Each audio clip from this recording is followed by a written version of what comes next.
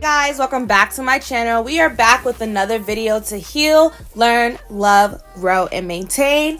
And today I'm going to teach you guys how I budget to get through this tough economy. So without further ado, let's go ahead and get straight into this video.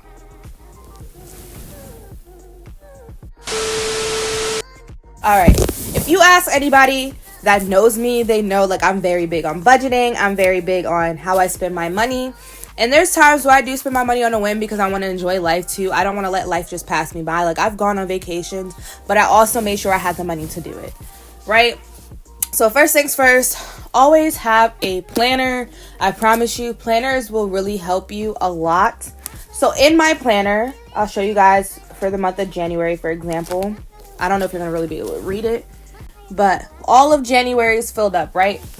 So throughout each month, as soon as I get my planner, I try to fill out everything for the year. So I'll write down when things are due. So for example, like the 9th of every month, I know a credit card payment is due. I know on the 21st, my phone bill payment is due.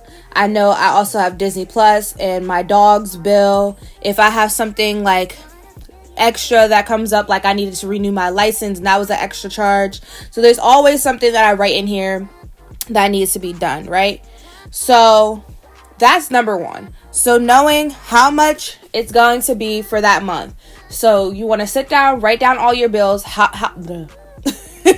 Sit down, write down all your bills and how much each one costs, and then total that up for the month. And that basically takes out your bills, right? So if you know the total amount of your bills from the total amount of what you get paid in a month, subtract that, then you can see what you have left over. What you have left over could be split into miscellaneous, savings, and other. This is just what I do, right? So miscellaneous, I take out for myself $150 a week. With that $150 a week, I have gas money, and I also have money to say, like, if I want to go out to eat with a friend, or if I want to go to the bar, or if I want to get a bottle of wine at home. So those are my like miscellaneous spending. Or if like something else comes up and I need like my hair done or whatever it may be, I may take out a little bit extra. But typically I try to keep myself to a $150 budget for miscellaneous for the week. Now, if I'm saving for something in particular, so say for example, I'm saving for a trip. If I know I'm saving for a trip, I have to put extra miscellaneous funds aside. So that means that I'm cutting out something in order for me to have money to do something else that I want to do throughout the year. So most of the time, my typical trips are either Puerto Rico or to Miami. In those, I know a price difference because I've gone there before and I know how much I need in order to have fun while I'm there. So a typical trip for me can cost anywhere. I'm sorry, y'all. It's a water pump. So a typical trip for me can cost anywhere between $1,500 to almost $3,000. So I know I need to put that money aside throughout the year towards my trip in order to be able to like financially support myself and afford it. Now, if I don't go on a trip like this year and I'm saving for something else, so for example, I'm saving for an apartment right now. So when I'm saving for an apartment, I take out as much money as I can to put into my savings account. And my goal for each month is to save $500 a month. So if I know mentally that's my goal for the month, I know I cannot spend crazy in order to achieve exactly what I want for myself. So to put this money away financially, I have to think about cutting things out. For example, like eating out. So I only go grocery shopping once a month. And here's how, because I know people are like, once a month, that's insane. I go grocery shopping once a month and I meal prep. So what I do for my groceries, I'll try and show you guys again, because again, it might not be as clear as I want it to be.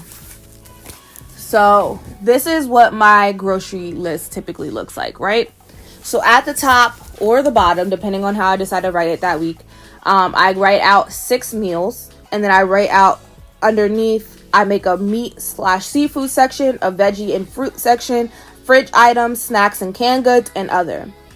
So then I list out everything I need from each meal under those categories. That way when I go grocery shopping, I can knock it out one by one. I'm typically now a Wegmans girl, so I know when I walk in, I go in through the seafood section, then I go down through veggie and fruit. So it makes it a lot easier for me to get in and out, because a lot of times I get overwhelmed grocery shopping. It's not my favorite chore, but it's something I know I have to do in order to continue to not only be healthy, but to cut back on eating out. So I make 6 meals, right? So 6 meals I split into 2 a week. So for every week I'm making 2 meals. That's meal prepping. So I meal prep everything. Throughout the week, I just warm it up either on the stove or in the microwave. I try not to use the microwave too much because I know it's not the healthiest thing for you. So that's what I do. I meal prep 2 meals a week.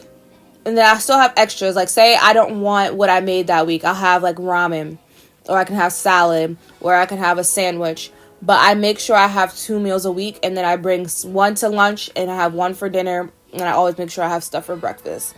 So in a month, typically, I spend roughly about $230 on groceries once a month. I know some people go grocery shopping way more than that, but I meal prep, so I don't have to. So I go grocery shopping once a month. I pick up everything I need, whether it's toothpaste or feminine products or whatever it may be. Once a month, I go grocery shopping.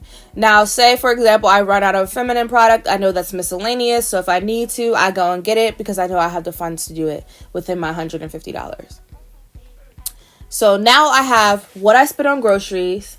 I have how much gas I use in a week. Oh, I didn't even talk about that. So typically for gas, for me, I spend about $45 a week on gas, and that's for me going to work and home, or if I go a little bit further, but typically I only have to get gas once a week. So now I have my groceries, my gas, my bills, and now miscellaneous we discussed, and extra funds. Now anything else that I have extra, like say for example, because I do like retwists and hair on the side from time to time. So if I do have a client that comes to get their hair done, I have them pay me in cash. That cash goes into a savings jar that I have in my room. So that's another fund that can go towards me getting my apartment or me going on vacation. That is extra funds that stay away that I do not touch. And my savings, I do not touch. The only time I touch my savings is like, for example, my birthday. I wanted to get a tattoo, so I took the money from my savings in order to pay for my tattoos. But I'm always on track. So every month I know, okay, I spend this much on groceries. I spend this much on miscellaneous. I spend this much on gas. I spend this much on bills. So I know how much I spend during the week. So I know what I can't. I know how much I spend during a month. So I know what I can't go over. So you want to make sure you're staying on top of everything money-wise. But you also want to make sure that you have stuff so that you can have fun. Because you still want to live and enjoy life. But you also need to be responsible. So I know I get paid weekly currently. But it's not always like that. So I work in a school. So I know during certain months I may not work. And if I'm not working, then I have to either find another job or figure out how to have an income coming in to continue to pay my bills. Because no matter what, my bills are due. There's no skipping them. Nothing. My bills are due. And in order for my credit to go back up, I have to stay on top of my budget in order to be successful, right? So I know it's a possibility that I may not work for the month of June, from the end of June going into July and August. So if I have those 2 months of not working, I have to make sure financially I'm able to support myself, right? So I'm saving as much as I can. And again, this goes back to me saving the $500 a month. So I put away at least $100 a month into my saving, $100 a paycheck into my savings so that I do not touch it. So if I get paid 5 times in that month, there's my $500 that's in my savings. I don't touch it. So it's all about how you budget and how you can look at your finances. Some people get paid more. So if you get paid more, then you could put more than $100 into your savings account. If you get paid less, you can put $50 into your savings account. It's all about what you can do, but you have to be disciplined in whatever you do. You can't just go out and spend money on a whim all the time, because if you know, okay, I get paid bi-weekly, so that means I have to wait 2 weeks until I get paid again. Now I have no money and I only have $20 to get through. Now you just put yourself in a hole, because then you either have to put it on your credit card or you're trying to ask somebody to borrow money from, and then you have to pay them back. So you're never really gaining. You have to look at your finances at the beginning of the month, look at what you can do, and then figure it out from there. And that's something I had to teach myself. Financial literacy is not something that's always taught. And I'm sorry to say it's typically in the Black community it's not always taught. So I had to teach myself about being disciplined with money, but also not letting money control my life. Money comes and goes, right? You have things that happen, things that come up. I talked about my car before. Things with my car happen, so I ended up having to get new tires or whatever, but at least I know I budget, so in case of a rainy day, something happens, I have that money there. You have to consider all these things. So some people do the envelope trick where they have everything written on the envelope and they put money in there. That doesn't typically work for me. So the way that I do it, like I explained to you guys, is like I have my savings and checkings account. So my savings account I don't touch unless I really have an emergency and have to. My checkings account is where everything else goes, and if I have money left over, I just let it roll over and I put some more money into my savings. My extra funds are typically from me doing hair, or if I have like something with my business and I have some income coming in because I haven't opened a business account yet, that money goes into my coin jar. So you just have to consider all of your working parts of life when it comes to your budget, but do what works for you. But again, I highly recommend a planner. I highly recommend that you write down your bills for the month, so that way you can see where your finances are every beginning of the month and then go from there moving forward. Thank you guys so much for watching today's video. I hope it helped. I hope I help somebody anytime I do a video. But be sure to like, comment, and subscribe. Subscribe. It helps me out so much. And be sure to follow me on all my socials. Instagram at Alana.Nichelle. Twitter at Alana_Nichelle. Snapchat at forbiddenxx. And TikTok at Alana.Nichelle_. Make sure you follow my business page at Vision 111 Events on Instagram. Again, it's Vision 111 Events, pronounced Vision 1. And I will see you guys in my next video. Remember, much love and positive energy. Bye.